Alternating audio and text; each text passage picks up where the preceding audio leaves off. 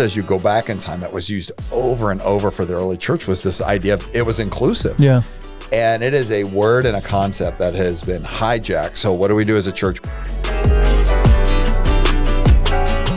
Welcome back to this week's episode of The Follow-Up. We recap this week's sermon so you can grow deeper in your relationship with Jesus.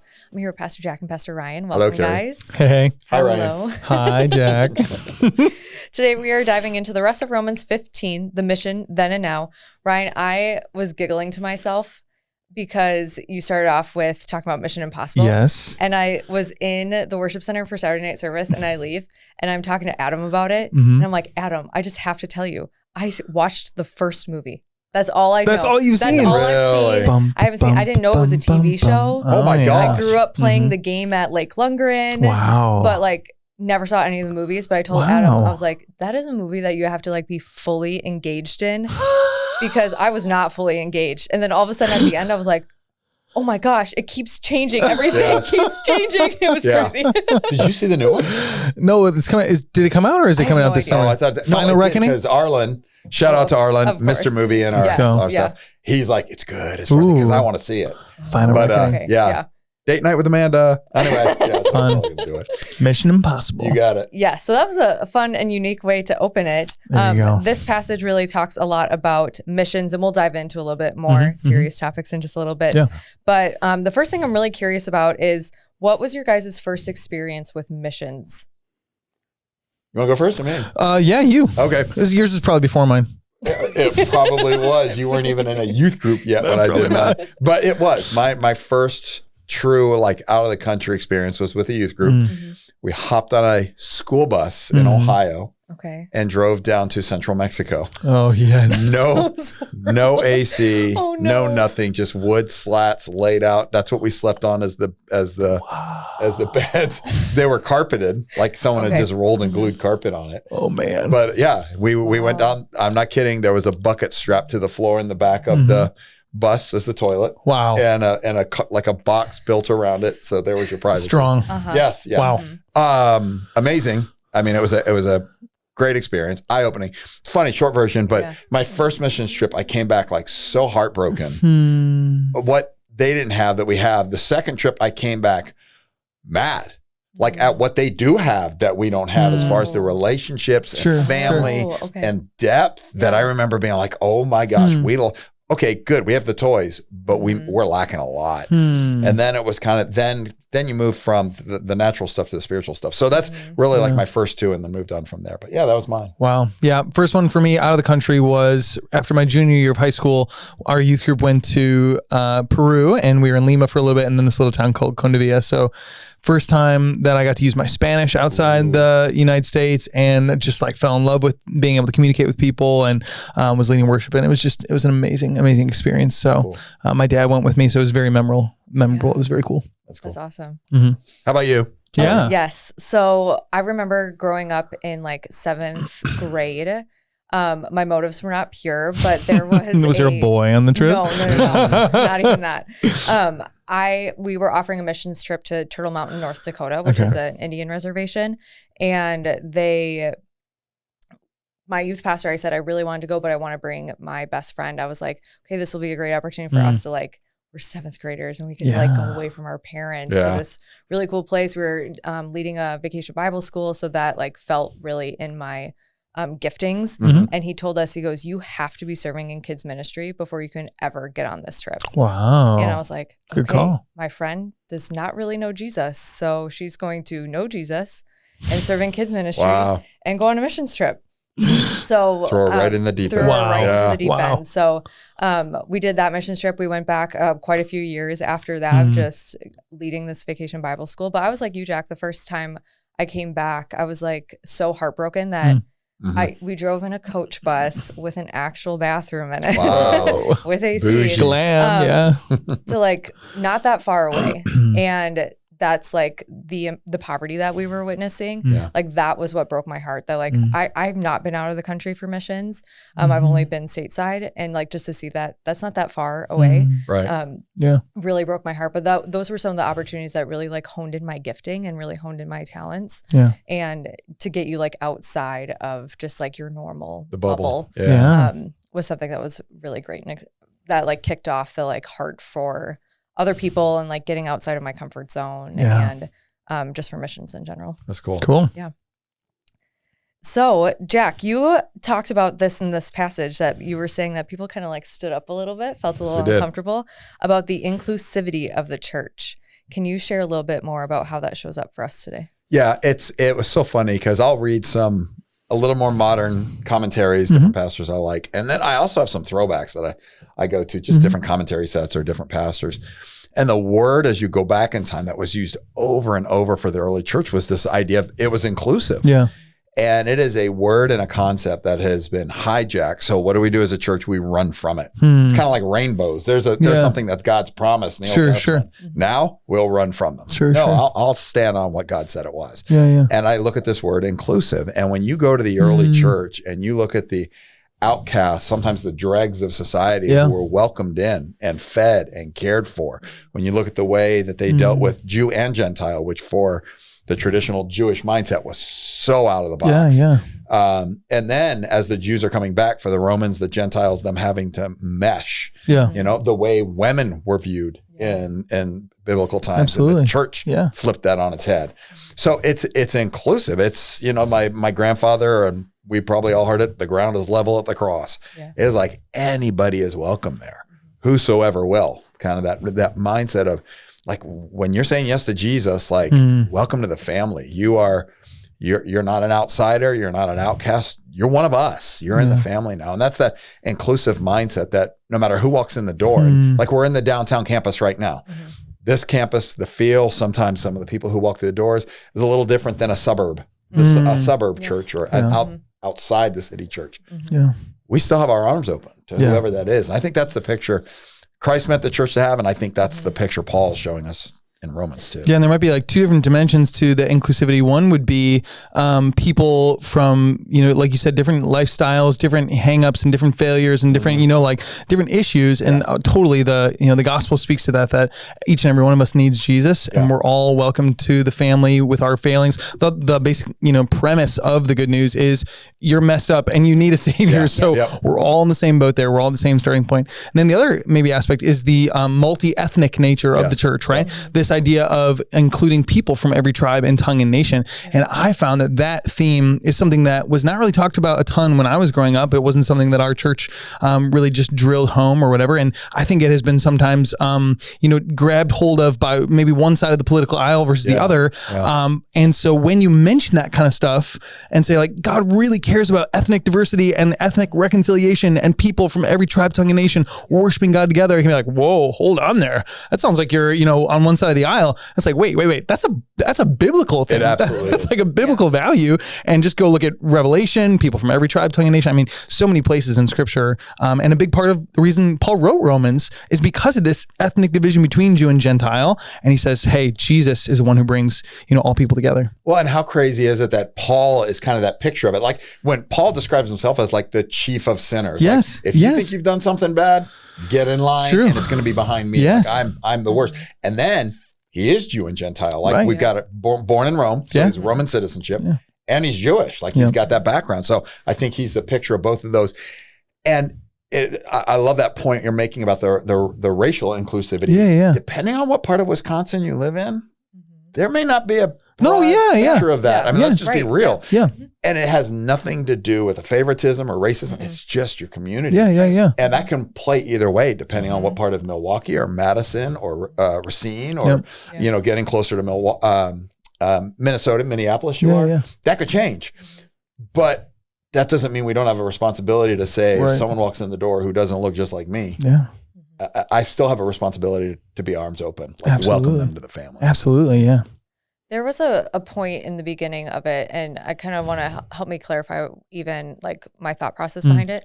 There was a part in the beginning of 15 where it talks about how like the Jews were almost upset about like what was happening. The Jews were upset about what was happening because God's philosophy was like, my arms are open to all. And the Jews are like, wait a minute, why can't it just be, why can't it just be us? Am I correct in that understanding? Like there was some sort of like maybe bitterness towards like Jews with Gentiles of them being like, but we're the ones who like did all the things and we were like granted the access, and now somebody who did not have any access all of a sudden gets it. Like, can you kind of talk me through like how that could have been back in the day?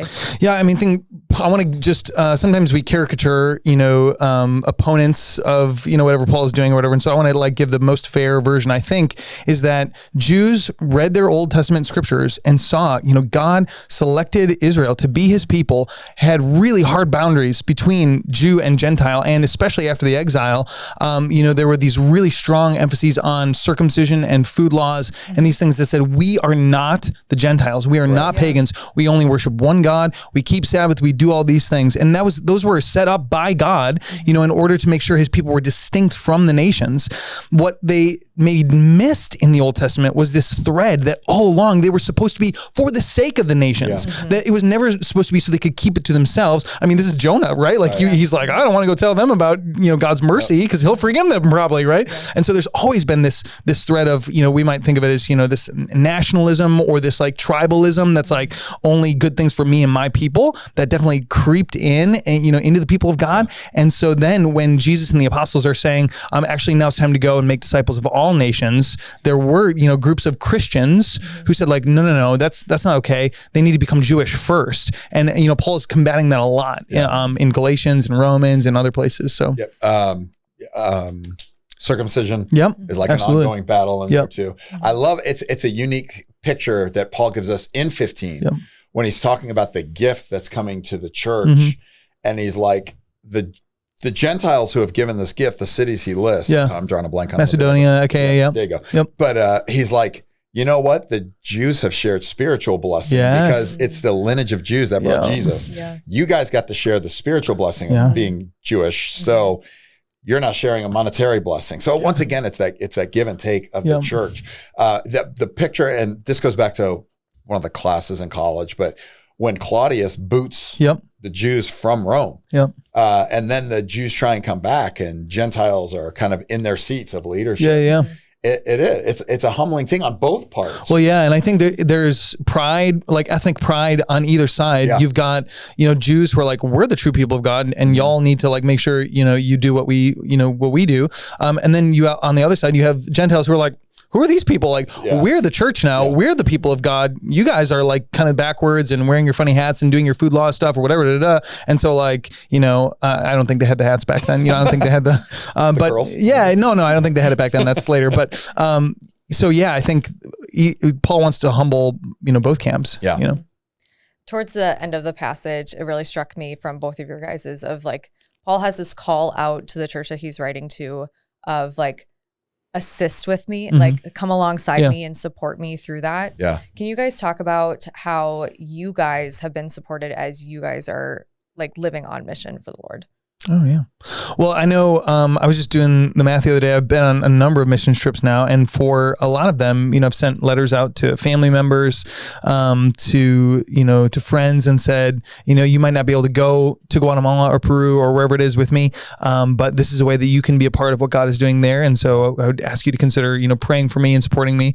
And I've just been shocked at the people who are like, absolutely. And write a check for, something that we think there's no way that they would have given that much. And so, and we see that, when we send students as well. But then I also think, I don't ever take it for granted that the reason I can do what I do in youth ministry here and in kids ministry, right, is because of the generosity of Spring Lake. Like I was doing this and I'm sure you're in the same boat. I was teaching the Bible and discipling students before anyone was paying me for it, just because I love doing it.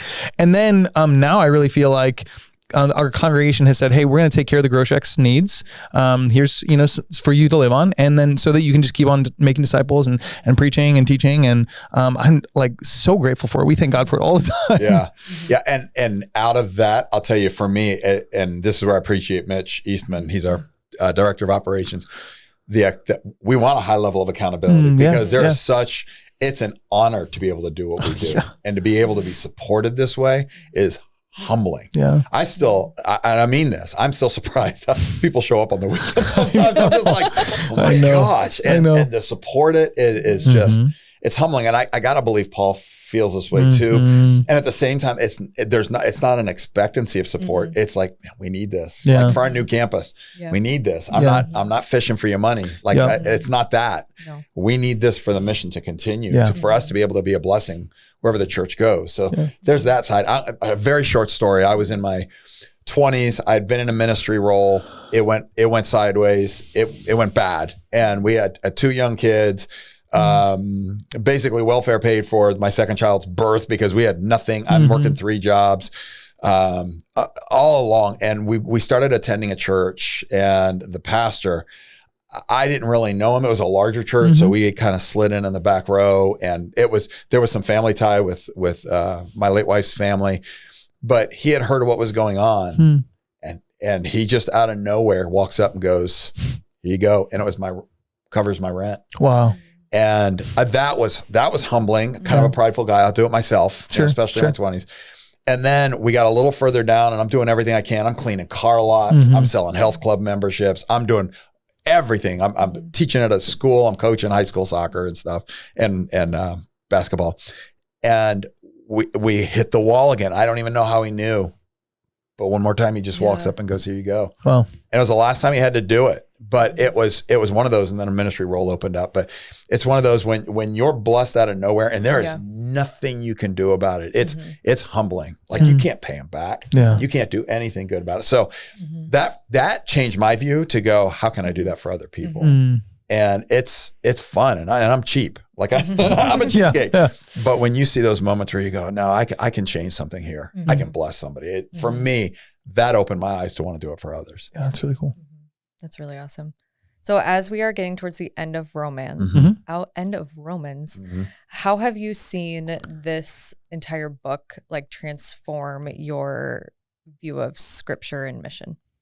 Well, I think the first part of Romans reminds us of the gospel. And so I think it's such an important place to go to over and over again to remind ourselves, to ground ourselves in what is the good news that we're proclaiming. And especially in 1:16, he says, I'm not ashamed of the power of the gospel because it is salvation for those all who believe. So that has been so helpful as we interact with people who don't yet know Jesus, as we do ministry and we do teaching and preaching and discipleship and those things, to always come back to, okay, the power, where the power comes from is not in my rhetoric. It's not in me, working harder, putting in more hours, any of those things, getting our strategy right, having enough meetings where we get things just right. It's like ultimately at the end of the day, the power is in the gospel. It's in the good news of Jesus going forward. So I think that is so important, and to anchor us in what it is that we should be, teaching people, because, at the end of the day, people might think that their biggest problem is that they don't have enough education, or they don't have enough friends, or they don't have enough, upward mobility, or whatever it is, but the gospel laid out in Romans is that the biggest problem you have is that you're alienated from God. You're separated from the God who loves you, the source of life, and the way to be rescued, the way to be made new is through Jesus. And so I think it's so helpful to get our bearings, and that. I think most theologians, most pastors would go, this is like the apex of Paul's writings. Romans is the encapsulation of everything he would write. Anywhere you'll find it somewhere in Romans. For me, it's almost how well-rounded it's captured Paul's thinking, Paul's theology, Paul's heart. I mean, when you hit that window of, 9 through 11, I think, where it just hard writes, and Paul's like, dang, my heart breaks for my people. You just get such a look behind the curtain at how Paul feels. Like I would rather be accursed myself. Think of what he's saying there. Just so you guys would get it. And these are people that are even persecuting him. The doctrinal piece, I love, Romans 1:16, just that I'm not ashamed of the gospel. It's like he's saying this in the face of persecution and of both sides of his people kind of coming at him while he's going through trial. We saw this week, we don't know if Paul ever made it to Spain. We don't have a letter to the Spaniards, in Galatians or Colossians.